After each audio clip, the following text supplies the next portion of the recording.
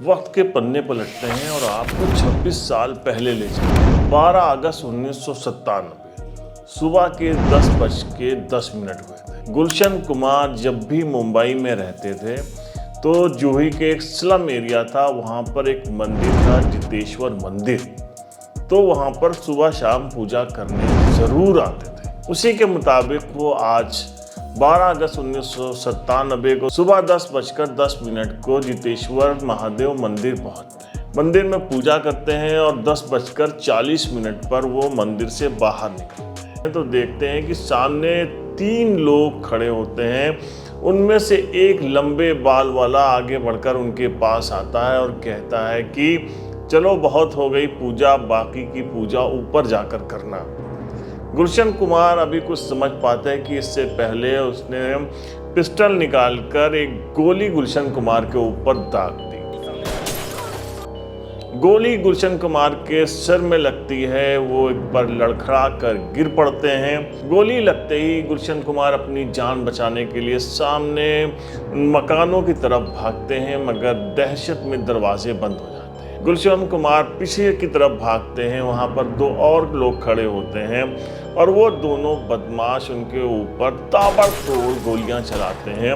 लगभग 16 गोलियां गुलशन कुमार को लगती हैं और वहीं पर वो ढेर हो जाते हैं। गुलशन कुमार के साथ उनका ड्राइवर रूपलाल वहीं पर मौजूद था, जो ये नज़ारा देख रहा था। वो एक बार साहब की तरफ दौड़ता है तो वो हत्यारे उसे भी एक गोली मार देते हैं जो उसके पैर में लगती है। बदमाश पैदल टहलते हुए थोड़ी आगे जाते हैं, जहां पर एक टैक्सी ड्राइवर खड़ा होता है। उसको टैक्सी से निकाल कर वो बाहर फेंक देते हैं और उसके बाद उस टैक्सी में बैठकर आराम से चले जाते हैं। टी सीरीज के मालिक गुलशन कुमार को लेकर वहां के स्थानीय लोग स्कूप हॉस्पिटल पहुंचते हैं, जहां डॉक्टर उनको मृत घोषित कर देते हैं। याद रखिए कि वही स्कूप हॉस्पिटल है जहाँ दिव्या भारती को भी ब्रॉड डेथ ले गए। गुलशन कुमार की हत्या से पूरे देश में सनसनी फैल जाती है। फिल्मी जगत में उदासी छा जाती है, क्योंकि बहुत सारे लोगों को गुलशन कुमार ने स्टार बना दिया था। हत्या के 26 साल गुजर गए। एक ऐसा इंसान जिसका म्यूजिक इंडस्ट्री में 65% कब्जा था, जिसने न जाने कितने नौजवान लोगों को एक बड़ा स्टार बना दिया था। एक ऐसा इंसान जिसकी मदद के लिए हमेशा दरवाजे खुले रहते थे। वैष्णो देवी मंदिर में जिस इंसान के भंडारे चलते थे, उस इंसान को गोली मार दी गई थी। लेकिन उसके जो हत्यारे थे उनको आज तक सजा नहीं मिल पाई है। कानूनी दांवपेच में फंसे इस हत्याकांड के बारे में हम आज से बात करेंगे। मैं हूं आपका साथी परवेज अहमद। आप देख रहे हैं रील की रियल स्टोरी। आप सभी जानते हैं कि दिल्ली का दरियागंज है, वहां पर गोलचार सिनेमा बड़ा मशहूर है। वहां पे गुलशन कुमार के पिता की जूस की दुकान थी, जहां गुलशन कुमार बैठा करते थे और जूस बेचकर अपने पिता की मदद करते थे। इसके बाद गुलशन कुमार ने एक कैसेट की दुकान खोली, जहां पर वो कैसेट बेचते थे और उसकी रिपेयरिंग का काम करते थे। धीरे धीरे गुलशन कुमार का जब ये व्यापार चलने लगा तो उन्होंने सोचा कि क्यों ना म्यूजिक इंडस्ट्री की तरफ कदम बढ़ाया जाए और इस कैसेट के व्यापार को बड़ा किया जाए। शुरुआत उन्होंने धार्मिक गानों से की। वो धार्मिक गाने रिकॉर्ड करवाते थे और कई एकदम युवा सिंगर्स को जो है वो मौका देते थे। तो जो उस जमाने में उन्होंने अपनी बेटी के नाम से जो टी सीरीज करके कंपनी बनाई थी, वो कैसेट जो है सिर्फ 7 रुपए का बिकता था, जबकि जो कैसेट आते थे बड़ी कंपनीज के वो 30 रुपए के होते थे। और ये धंधा ये अच्छा चलने लगा तो उन्होंने नोएडा के फिल्म सिटी में अपने एक बड़ा स्टूडियो बनाया और वहाँ पर रिकॉर्डिंग शुरू कराई। जिन नए कलाकारों को मौका दिया उनमें आप सोच सकते हैं कि कुमार शानू, उदित नारायण, अनुराधा पौडवाल, सोनू निगम, देवाशीष दास गुप्ता जैसे सिंगर्स जो बाद में बॉलीवुड के बहुत बड़े सिंगर्स बने, उनको मौका दिया गुलशन कुमार ने और उनके कैसेट दिन रात बिकने लग गए। लेकिन गुलशन कुमार का जो सबसे ज़्यादा नाम हुआ वो एक म्यूजिक एल्बम आया था इनका, लाल दुपट्टा मलमल का। उसके गाने बहुत ज़्यादा फेमस हुए थे और उसके बाद फिर आशिकी फिल्म आई जब, और आशिकी के गाने तो घर घर बजे, इतने ज़्यादा इतने बड़े हिट हुए कि टी सीरीज का कब्जा हो गया म्यूजिक इंडस्ट्री के ऊपर। उसके बाद बैक टू बैक फिल्में आ रही थी, सुपर डुपर हिट हो रही थी। 90s का म्यूजिक तो आपको याद ही होगा। और हर फिल्म जो है उसके कैसेट्स का राइट जो मिलता था वो टी सीरीज को मिलता था। 65% कब्जा हो गया था टी सीरीज का। आशिकी का म्यूजिक देखकर नदीम श्रवण की जोड़ी भी सुपर हिट हो चुकी थी। इसके बाद नदीम श्रवण की जोड़ी ने बरसात, दामनी, दीवाना, धड़कन, दिल है कि मानता नहीं, साजन, सड़क जैसी न जाने कितनी फिल्मों का संगीत दिया और नदीम श्रवण जो है सबसे टॉप म्यूजिक डायरेक्टर बन गए। विवाद यहीं से शुरू होता है। दरअसल गुलशन कुमार को एक जिद थी कि वो स्टार के साथ कम काम करेंगे और नए कलाकारों के साथ ज़्यादा काम करेंगे। नदीम श्रवण भी स्थापित हो चुके थे, बड़े म्यूजिक डायरेक्टर हो चुके थे, तो नदीम को शौक हो गया कि वो भी गाना गाएंगे और उनकी म्यूजिक एल्बम निकलेंगी।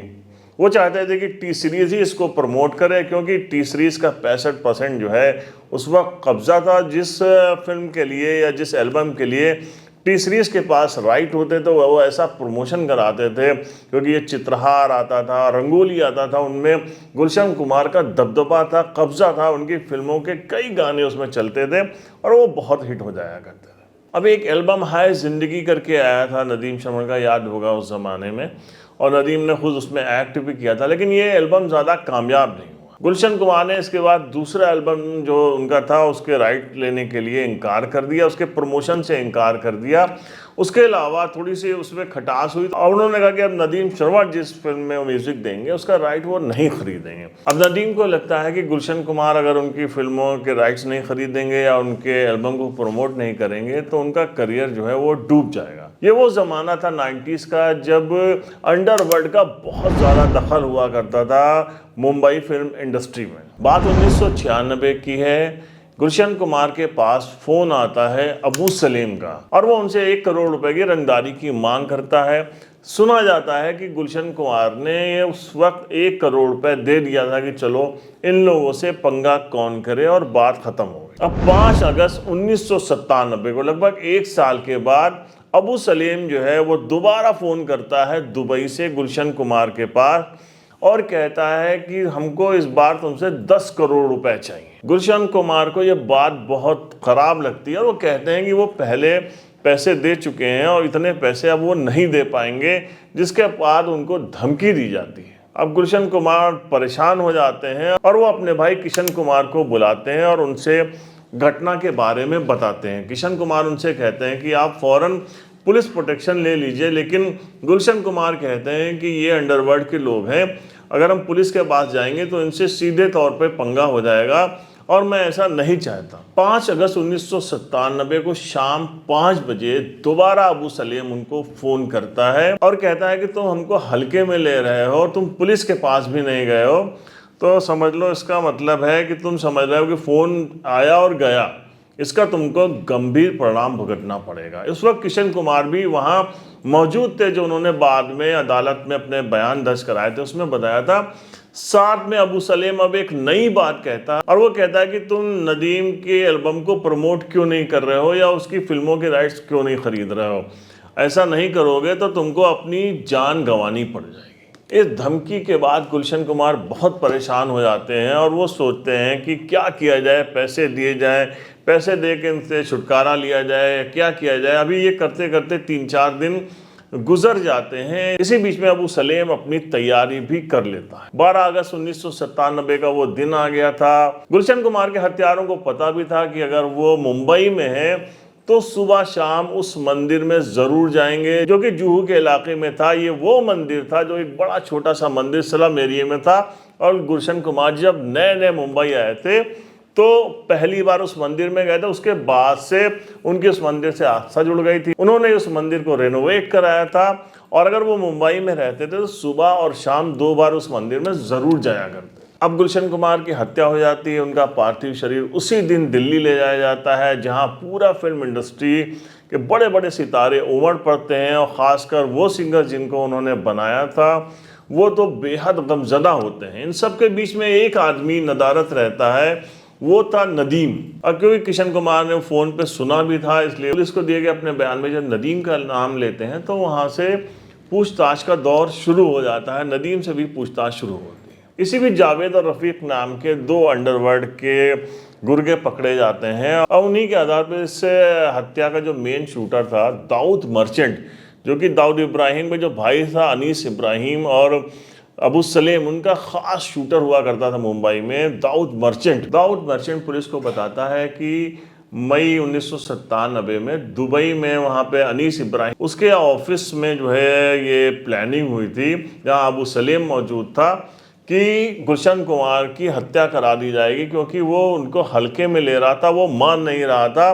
गुलशन कुमार की हत्या के जरिए ये लोग जो है दबदबा बनाना चाहते थे इंडस्ट्री के अंदर। यही नहीं, पकड़े गए जावेद और रफीक ने एक और बात जो है एक बड़ा खुलासा कर दिया, जिसको लेके मतलब हंगामा मच गया था। उनका कहना था कि ये टिप्स कंपनी के जो मालिक है ना, रमेश तुरानी, उन्होंने 25 लाख रुपए दिए थे कि अगर तुम गुलशन कुमार को मार दोगे तो उनकी कंपनी का फायदा होगा। अब रमेश तुरानी और उनके साथ कुल मिला के 19 लोग इस मामले में अरेस्ट हुए थे। लेकिन अब आप देखिए, नदीम जो मेन एक्यूज था, इसी जांच के दौरान वो यूके भाग जाता है और लंदन ये बताता है कि उसकी प्रेग्नेंट बीवी वहाँ पे एडमिट है और उनको देखने जा रहा है। उसके बाद वो वहाँ से लौट के कभी नहीं आता है।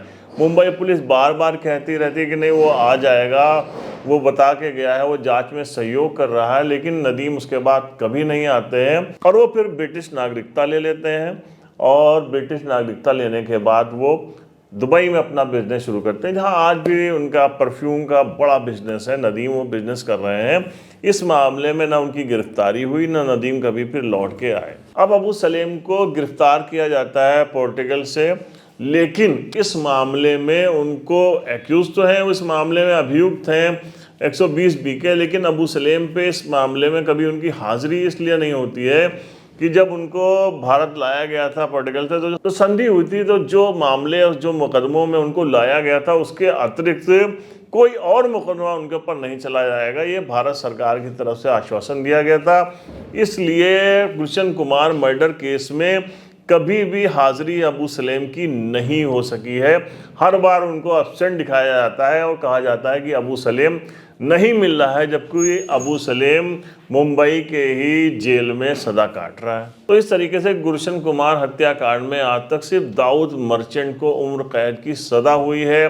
बाकी सारे जो 18 लोग और पकड़े गए थे, उन सबको संदेह के आधार पर बरी कर दिया गया था। किसी के ऊपर मुकदमा नहीं चल रहा है। अबू सलेम के ऊपर मुकदमा चल नहीं सकता, नदीम पकड़ के कभी आए नहीं। तो अंत में फिर यही कि गुलशन कुमार, जिन्होंने बहुत से लोगों का करियर बनाया, जिन्होंने बहुत से परोपकारी काम किए, उनका एक दुखद अंत हुआ, वो चले गए। लेकिन उनकी जो मर्डर मिस्ट्री थी वो कानूनी दांवपेच में उलझी हुई रही और उनके हत्यारों को सजा तक नहीं मिली, जिन्होंने उनके पूरे करियर को ख़त्म किया, उनकी हत्या कराई, वो आज भी इस मामले में बरी है। तो कैसी लगी हमारी ये स्टोरी? अगर आपको पसंद आई हो तो हमारे चैनल को सब्सक्राइब करिए। मिलते हैं नेक्स्ट एपिसोड में एक नई कहानी के साथ। तब तक के लिए जय हिंद।